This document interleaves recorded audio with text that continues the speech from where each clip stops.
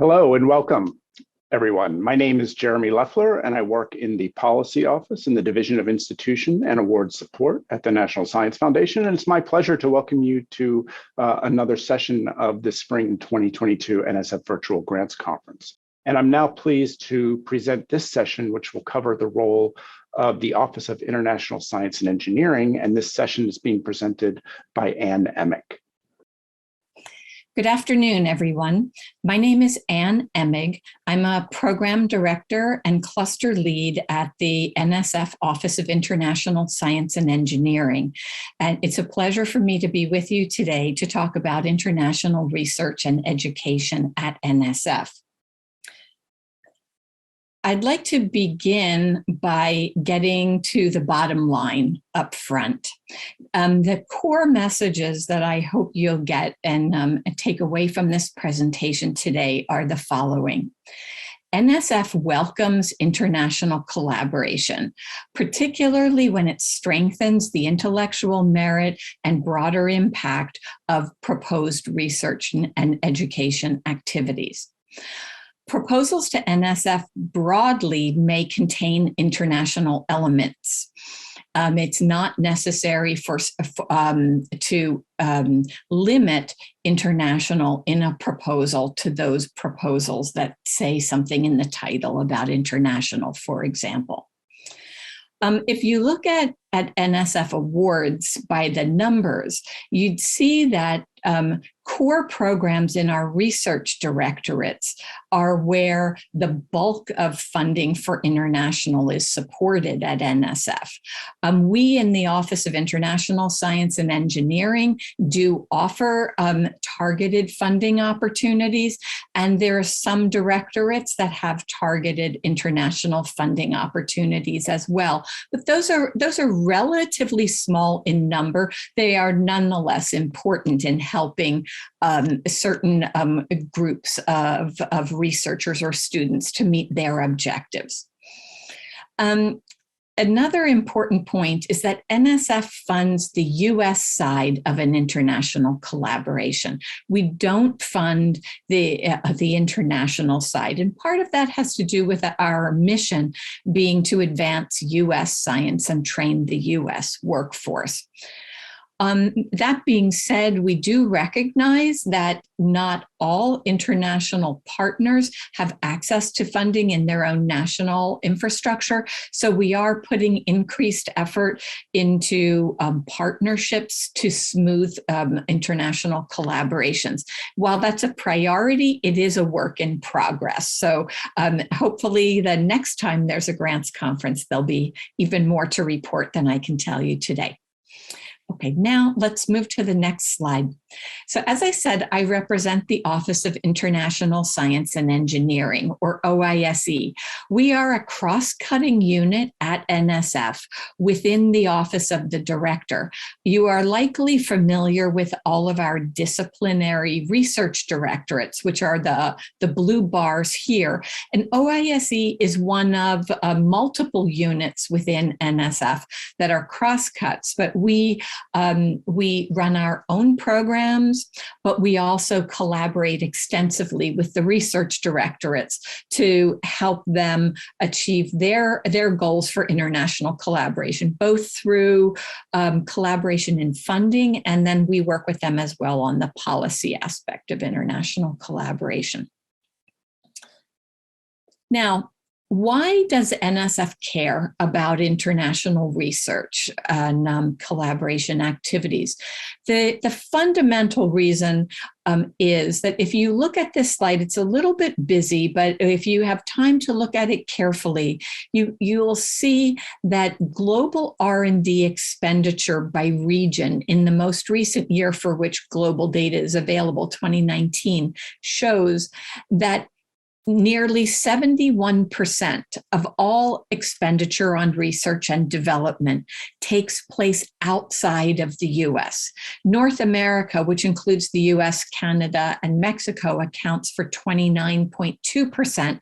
So the US is about 27% of that total.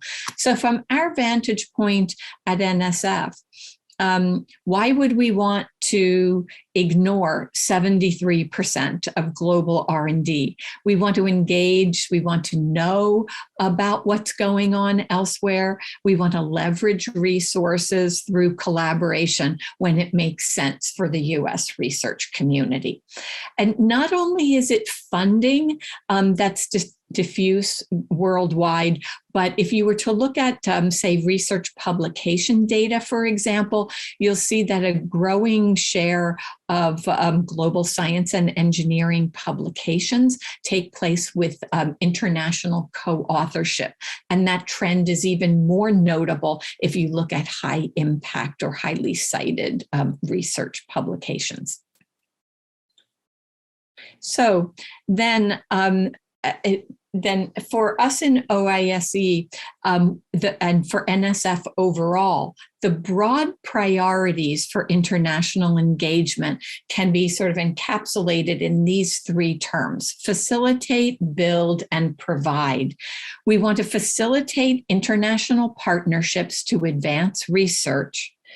We would like to build a diverse and globally engaged U.S. science and engineering workforce, and then provide opportunities for U.S. global leadership in science and engineering.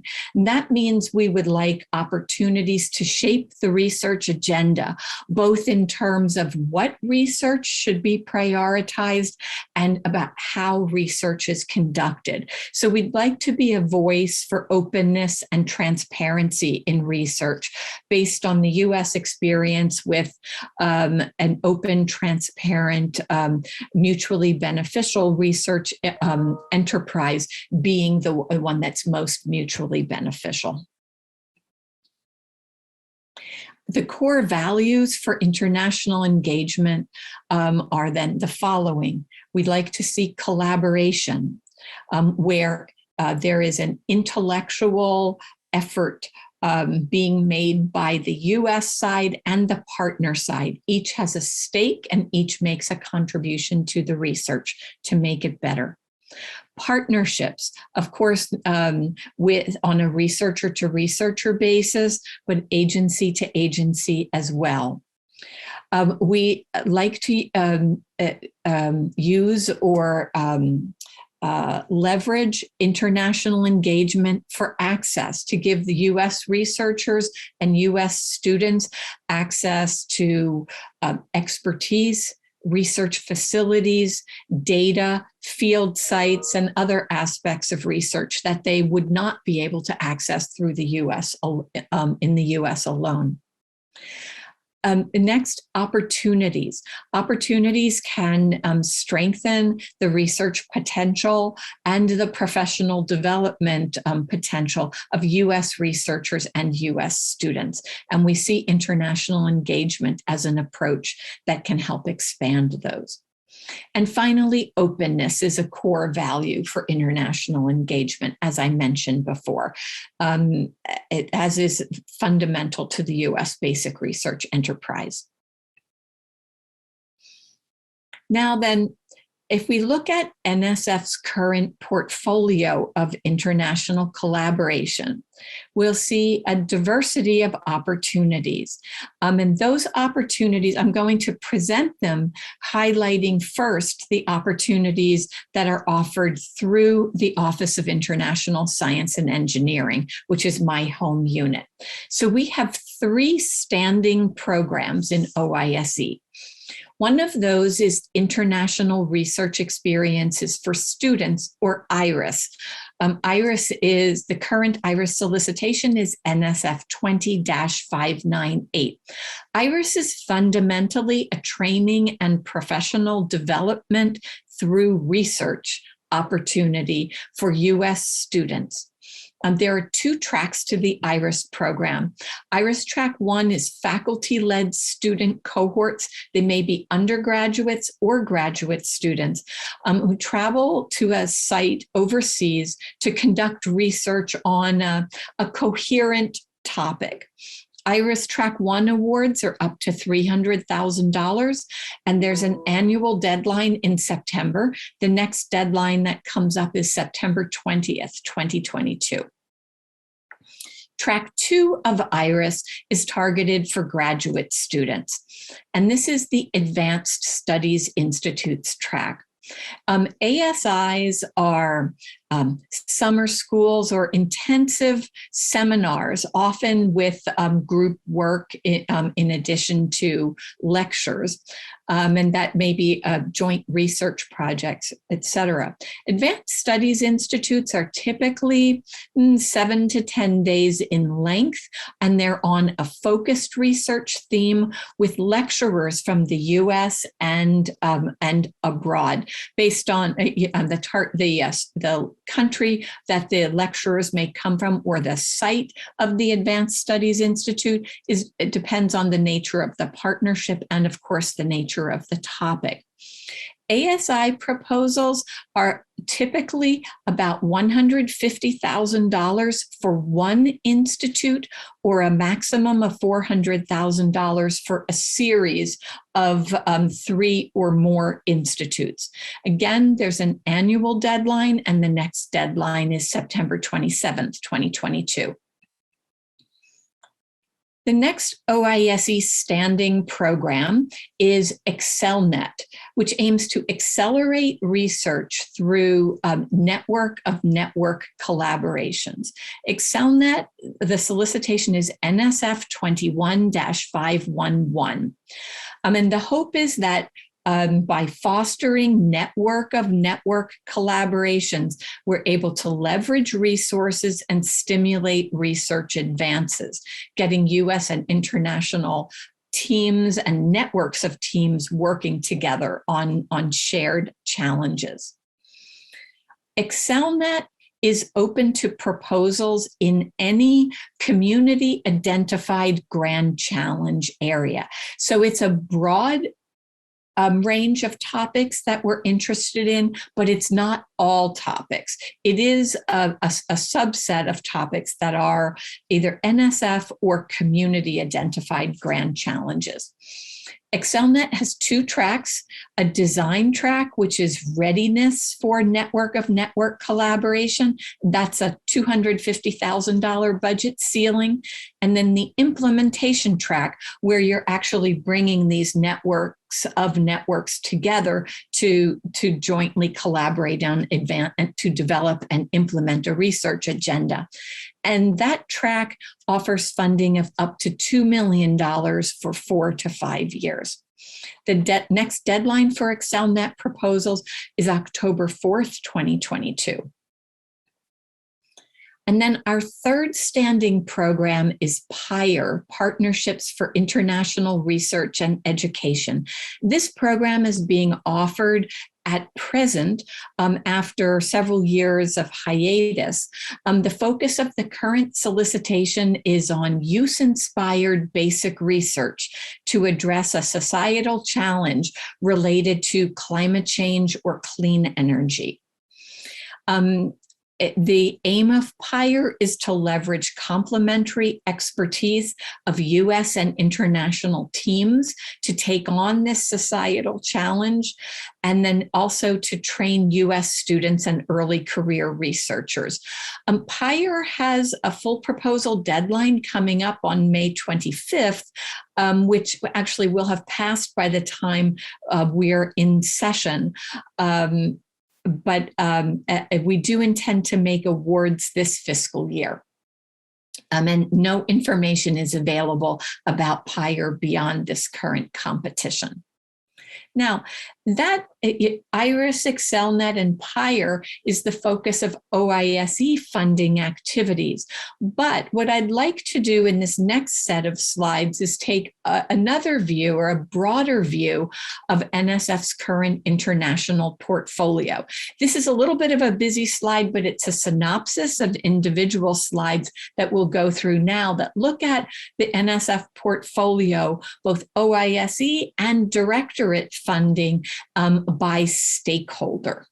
So looking at opportunities for students, the first bullet is international research experiences for students, which I just talked about, but a couple of other indicative opportunities, examples of opportunities that are out there are these. The Education and Human Resources Directorate, Division of Undergraduate Education, runs a program called Advanced Technological Education. The ATE program and OISE collaborate to offer a supplement opportunity to ATE awardees to add an international component to their funded research. And then, of course, you're likely to be familiar with the NSF-wide REU program, the Research Experiences for Undergraduates program. And REU welcomes proposals that are international as well. If we look at postdoc opportunities, I'll highlight two NSF-wide opportunities that are not limited to postdocs, but have a particular interest in supporting postdocs. We have a Dear Colleague letter that comes out every year, or has in recent years been annual, offering research collaboration opportunities in Europe. This is a supplements opportunity currently open to any NSF awardee for the researcher or a postdoc or graduate student to spend time working in the lab of a European Research Council funded lab in Europe. And you can find more information about that through the website, which I'll point you to at the end of this talk. We also have a similar international collaboration supplements opportunity in quantum science. That, again, has recently been an annual opportunity, and an update for that is due out sometime in the next few weeks. But again, it offers the supplement opportunity to PIs and postdocs and graduate students funded under current awards related to quantum information science and engineering, or a broad range of quantum topics at NSF. Most of our international collaborations are PI to PI opportunities. There's a broad category of opportunities that PIs may be seeing more of through a series of Dear Colleague letters that we've been issuing over the past 12 to 18 months called lead agency opportunities. We realized that from the PI perspective, when you collaborate internationally, one of the big challenges is coordinating funding.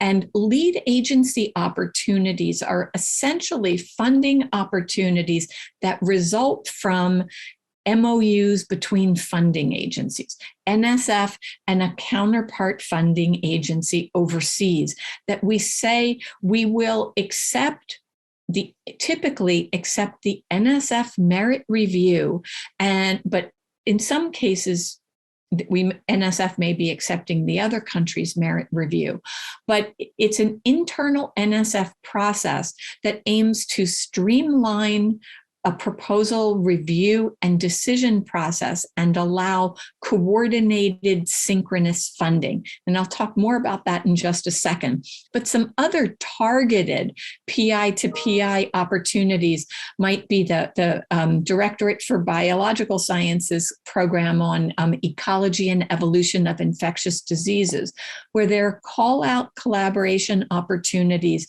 with the UK, China, and Israel. Another example is more evident even from the title. The SIZE Directorate has a program called JUNO, or Japan-US Network Opportunity, for advanced network sciences with Japan's National Institute of Information and Communication Technology. The Belmont Forum is another interesting opportunity, particularly it ought to be of interest to folks doing sustainability or environmental science research. It's led by our Geosciences Directorate, but Belmont Forum is a relatively informal organization of environmental research funding agencies, and it offers regularly what they call collaborative research activities. They're joint funding opportunities on topics related to environmental science with, they have 20 or more member funding agencies, and these collaborative research activities involve typically some subset of those funding agency partners, depending on who's interested in what topic. But it can be a great way, again, to coordinate funding at the PI to PI level. Now, I mentioned lead agency opportunities and that we are putting more and more effort into partnerships. This is hard to read, but it's just a quick synopsis of the breadth of current opportunities where OISE and NSF research directorates have an agreement in place with a counterpart funding agency to facilitate collaboration in the targeted topic area. I hope that you'll have the chance to pay attention to this when you go through the slides later on. But this is intended more to be an indication of the breadth of these opportunities, and the range of opportunities is growing. As it says with the asterisk up top, we have recently just added new opportunities with Australia. We're about to add new opportunities with Switzerland. Now, there are also opportunities that are not PI to PI, but rather groups of PIs collaborating with groups of PIs. And here OISE's ExcelNet program and PIRE program are probably the best examples, in that OISE has identified this as a gap in particularly core program funding, where OISE can perhaps help advance NSF's strategic objectives. But the Office of Polar Programs also has a collaboration with the UK for groups of PIs to work together at the Thwaites Glacier. So that's just another example of targeted collaboration to take advantage or jointly explore the potential of a shared research priority. And then NSF also offers center-to-center collaborations occasionally. And the leader in this area has been the Engineering Directorate's Engineering Research Centers programs, where that program has been pretty proactive about building center-to-center collaborations, and in particular with Ireland and Northern Ireland and with Brazil, offering their center awardees supplement opportunities to work with other national sort of center programs that have some synergies with the ERC program. And this is another area where there's been some talk in NSF that where we ought to do more. But right now, we have a limited number of opportunities, but I would say watch this space. So then what I've given you up till now is a pretty broad set of information with, opportunities in OISE and then here and there around the foundation. If you would like to track these opportunities, a good thing, or find additional resources, a good thing to do would be to go to the website of the Office of International Science and Engineering within the NSF webpage. You can just go to nsf.gov and put OISE in the search box. If you go to funding, of course, you can find funding opportunities, but there's an additional resources item there, which gives you, among other things, OISE staff by country. So you say, I'm interested in building a collaboration with, say, South Africa. And the slides don't say anything. I wonder what might be available.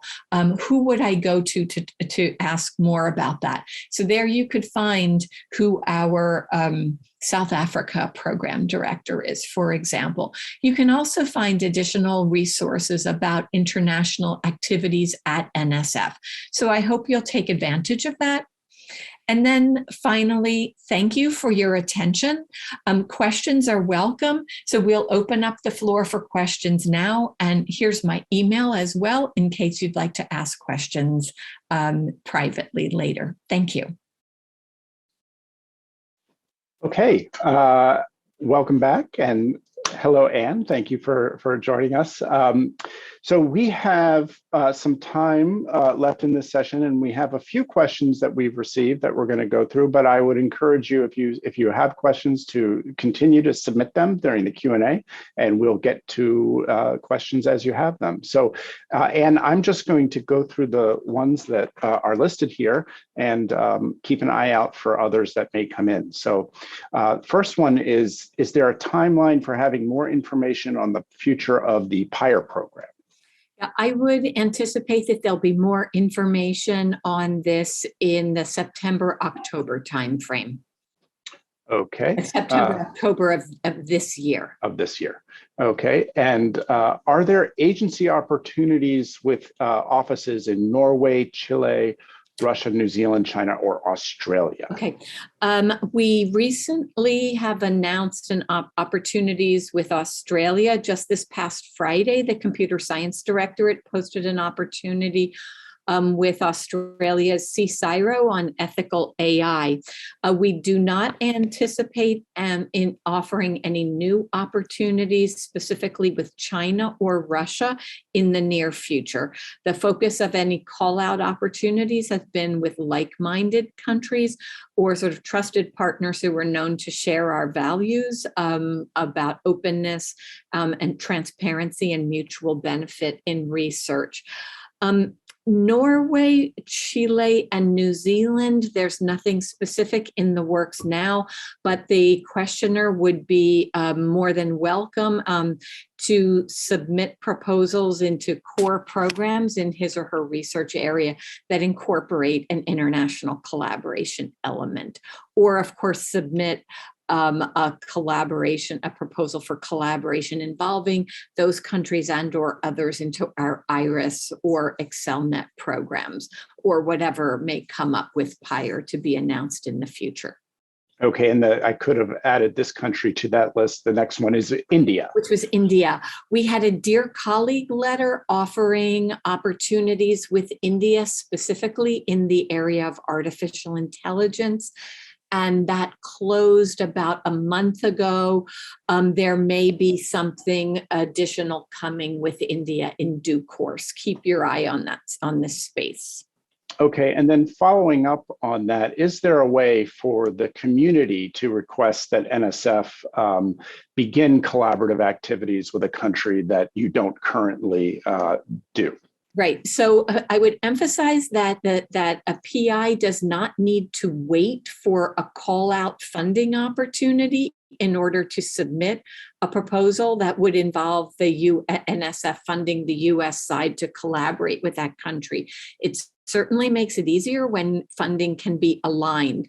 But I would suggest that if you're interested in this, reach out to the country program director in OISE, or you can send me an email and I'll send you the person's contact information. If you're unable to find it, note the last slide in the presentation was OISE's webpage and an arrow for where to find the country program director information. If you can't navigate there, reach out to me and I'll send it to you directly. And that's fine. And I'm going to actually ask one of our folks behind the scenes if they could drop that link into the chat for everybody to see. So we'll put that in there for everyone. And also, I also mentioned, this question has been asked a lot, all of the slides are available. They're available on the conference website, so you'll be able to go back and look at those at your leisure. Next question I have here, I don't know if this is necessarily an international question, but it's asking, does NSF have opportunities for commercialization resources or fundraising resources? So the Office of International Science and Engineering does not offer anything in the commercialization space. NSF offers a number of things that help to transition research from lab to market. Perhaps not, we don't go all the way as far as venture capital funding, but if you look at information on the NSF website, particularly under the website of our newest directorate, TIP, the Technology, Innovation, and Partnerships directorate, there's information there about programs ranging from our I-Core program to small business innovation research and small business technology transfer research, and right. along the continuum between those programs. Right, the Convergence Accelerator program is another one there that you'll find in that directorate. Yeah, great call out.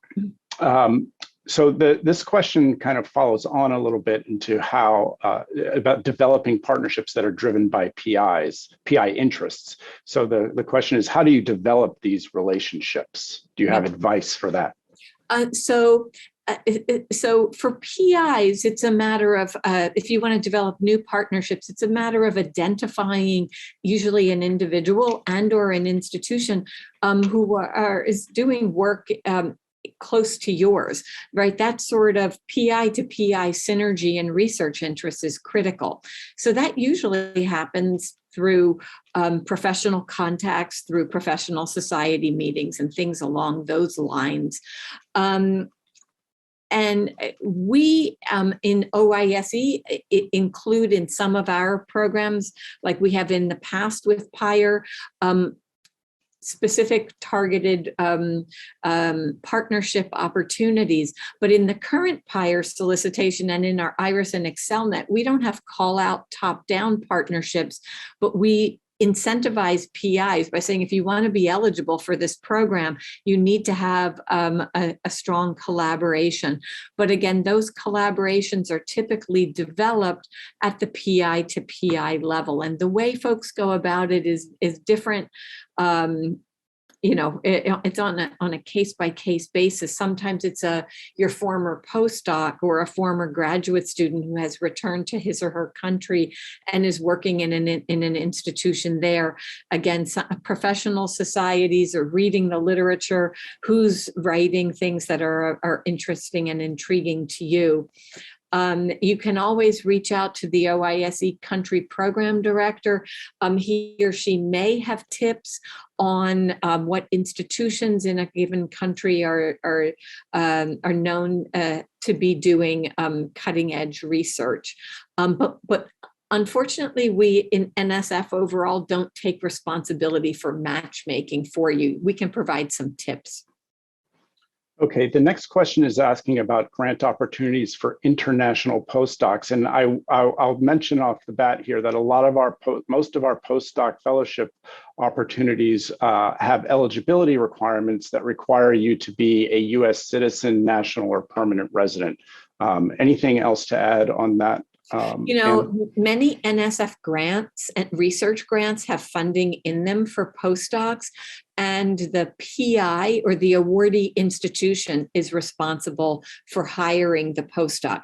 The awardee institution and the funded lab are typically able to hire the best candidate for the position, and they may invite CVs or other applications, and those may be open regardless of country of origin. So those would be outside of the international office's responsibility, but certainly you would look for an individual whose research intrigues you and whose lab you'd like to work in and see if they're posting postdoc opportunities. Great. Does NSF support training programs in science diplomacy? We do not at present. Certainly our staff in OISE has, we have experience in science diplomacy. We have programs that invite federal employees. We work with the State Department on a program that offers federal government employees the opportunity to work in embassies overseas, but we don't offer science diplomacy training for non-feds. Okay, the next question is asking for a little bit more information about the Advanced Institute Studies. Would an intensive summer training program be a good fit Yes, for this? absolutely. That's exactly what they, sometimes they're called Advanced Studies Institutes, sometimes they're called summer schools, they may be winter schools, but typically these are advanced training programs for graduate students and or postdocs, 1 to 2 weeks in duration. Typically a grant proposal would include a rough agenda for the program, a sense of who would be the instructors, US and international. It may strictly be training, it may be training with practical applications with US and international trainees jointly working together on a shared research project, for example. Great. And next question is about the REU program, Research Experiences for Undergraduates. Are the international version of these only for supplements to existing awards, or can they be, I guess, standalone proposals? They may be either. The REU solicitation makes clear that REUs may be international, and they may be international as REU sites, or they may be supplements to add an international REU element to an existing grant, including an existing REU sites grant. And I'll mention that since the question of REUs came up, I will just let everybody know that we did just clear a revised version of the REU program that was cleared today, actually, and will be published on the NSF website in the next day or two. But look for that because the deadline date for that program has moved a little bit from what the previous solicitation was. Next question is asking about U.S.-German collaboration. I don't know which program they might be speaking about, but so we have a number of ways in which folks collaborate with Germany. Germany is one of the leading countries that U.S. researchers seek to collaborate with, whether there's a formal NSF, DFG, German Research Fund or German Research Foundation collaborative program, or whether it's strictly bottom up through core programs. But the lead agency style opportunities with Germany tend to be relatively limited because of some restrictions on the DFG and in their ability to do broad open-ended collaborations through lead agency opportunities. So most of our Germany collaborations are bottom up, where it's researcher to researcher proposals submitted to core programs. Great. Okay. Next question is asking if NSF would be interested in projects that involve research and technology capacity building in Africa, especially in the area of agricultural research. Research, yes. Capacity building is outside of NSF's mission space. That moves into the mission space of the U.S. Agency for International Development. And by and large, agriculture is the mission space of the U.S. Department of Agriculture. They're NIFA, National Institute for Food and Agriculture. So we do basic biology research, not so much agriculture research. Okay, next question is asking about IRIS, specifically Track 2. Would that cover the organization by a U.S. institution or international courses workshops within the United States? So Track 2 is Advanced Studies Institutes. Those typically are held outside of the U.S. to give the U.S. participants an international experience, but IRIS may fund a series of Advanced Studies Institutes, which would alternate between the U.S. and the international site. Okay, and next question is asking about international research experiences, or IRIS, being linked to an existing REU program. An international REU can be linked to an existing REU site. There's a way to do that, like as a supplement. We have had IRIS awards that build on REU awards, but the proposal or award process is independent. So we occasionally have an IRIS that where it recruits students from an existing REU program where they do domestic research and then do international research, but they're two separate independent awards.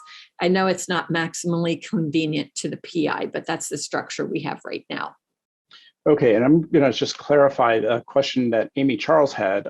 She was asking, how does OISE develop partnerships and decide on which countries that you work with? So we do it in a couple of different ways. One way is that we look at who US researchers are working with, where some sort of arrangement that would smooth collaborations by lowering the sort of double jeopardy problem, that might be where we say, there seems to be a good deal of interest in working with X, and maybe some kind of lead agency opportunity would make it easier to collaborate by mitigating double jeopardy problems. Sometimes we say, hey, we really want to expand research in, say, White House priority areas like climate change and clean energy. Who are the major research performers among like-minded countries in those areas? Sometimes we hear from the State Department or the White House that they're prioritizing collaboration or strengthening collaboration with certain countries. And then we might be a little bit proactive. And sometimes countries reach out to us and say, we want to work more with NSF. And there are processes saying, is there sufficient mutual benefit here? Are there shared values? Does this look like it could be a good opportunity for the US research community? Is there sufficient evidence that the US research community will give us uptake on this opportunity for it to be worth pursuing? So it's a varied approach. Okay, the next question is asking about IRIS Track 1. Can the PI or faculty travel abroad within the program, or is that exclusively for students? Yeah. So IRIS Track 1 is student-oriented. The objective of the program is training, but it is absolutely acceptable for the PI to spend at least part of the time there. Sending a PI abroad for 6 or 8 weeks over the summer is rather pricey, and it can eat up a large share of the budget. So we try to find a balance between letting the PI be there for part of the program to both mentor the students and monitor the success of the program, and taking so much time away from the students that it appears to be the PI's own research program with a student or two tacked on. So again, keeping in mind, IRIS Track 1 is student training principally with some PI participation. And then that's a good model to work on. Okay, and they were asking for confirmation of the deadline of September 20th, and I did just look at the solicitation. I believe that was just reclarified as September 20th, 2020. Yeah, the solicitation says the third Tuesday in September, so that would be it. So take a look at the webpage. There's September 20th, I think, is Track 1, and September 27th is Track 2.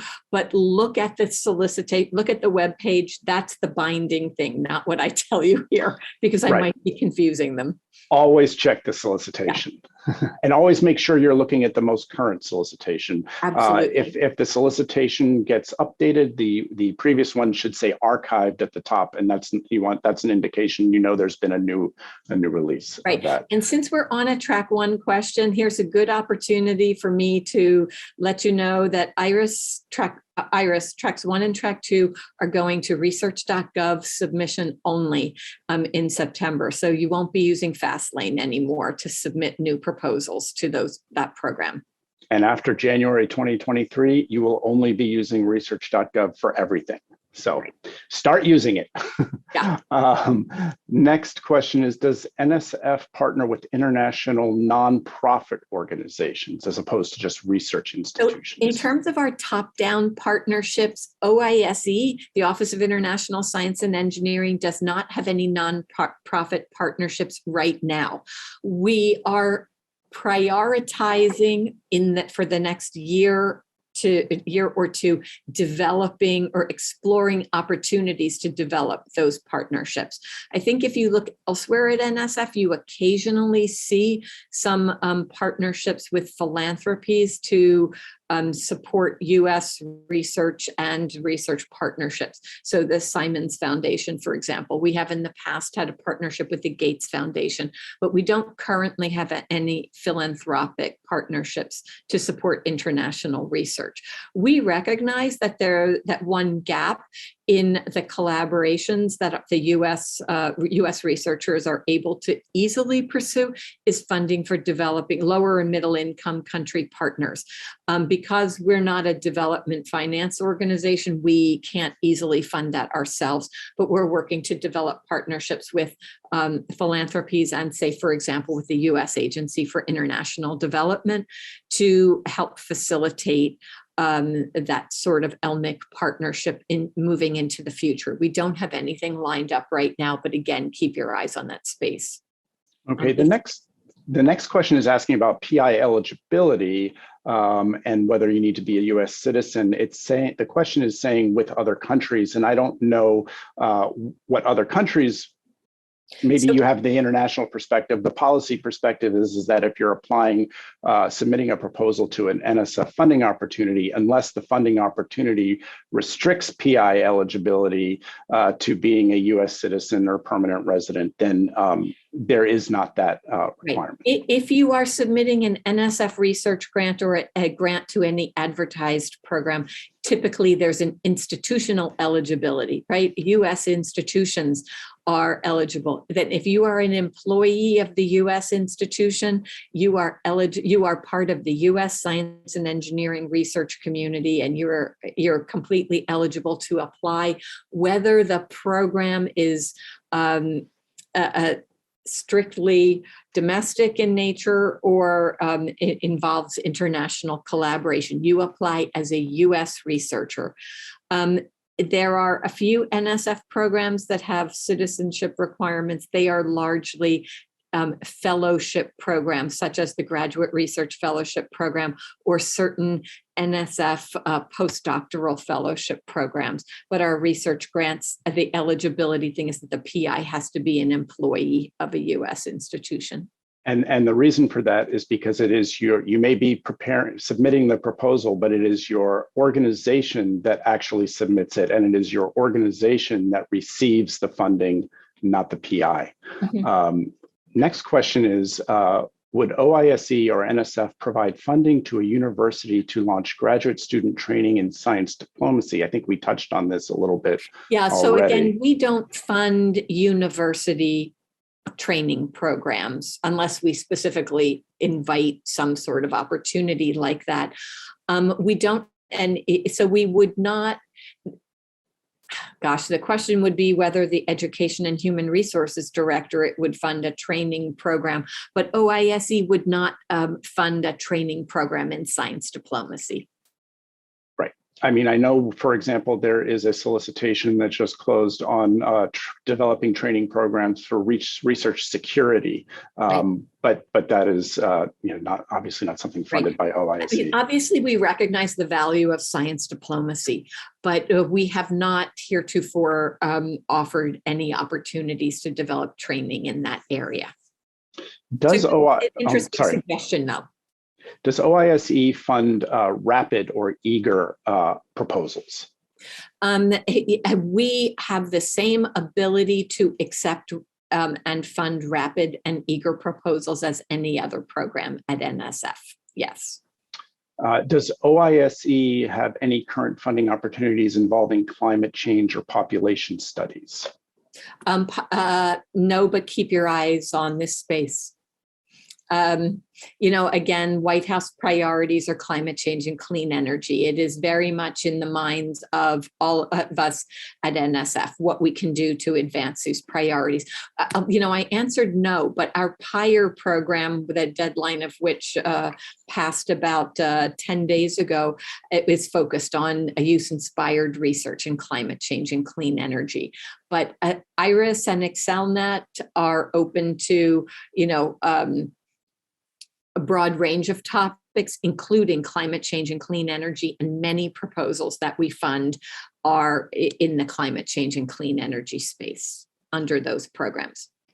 Okay, you mentioned Switzerland. Are there any additional details you can share, or when can Nothing they that I expect? can share until something is made public. Okay, there's a question asking about another agency program, the NERVA program, being an option for science diplomacy. I don't know that we're in I'm the unable position to yeah, answer I that would one. reach out to DOD, the program director for the Minerva program, about that. And does OISE have opportunities for research in the Antarctic? So we collaborate with the Office of Polar Programs in their opportunities. So they fund a good deal of, obviously, their funding is split largely between Antarctica and the Arctic, and they're highly international. They don't typically even seek co-funding, but sometimes with these programs as an internal NSF exercise, we may do co-funding. We do co-fund the Navigating the New Arctic program. So we put money into that each year. Okay, well, I don't see any additional questions in the Q&A that we haven't gotten to. I want to thank you, Anne, for joining us today, and thank all of you for joining us. And we hope you have a wonderful day. Take care.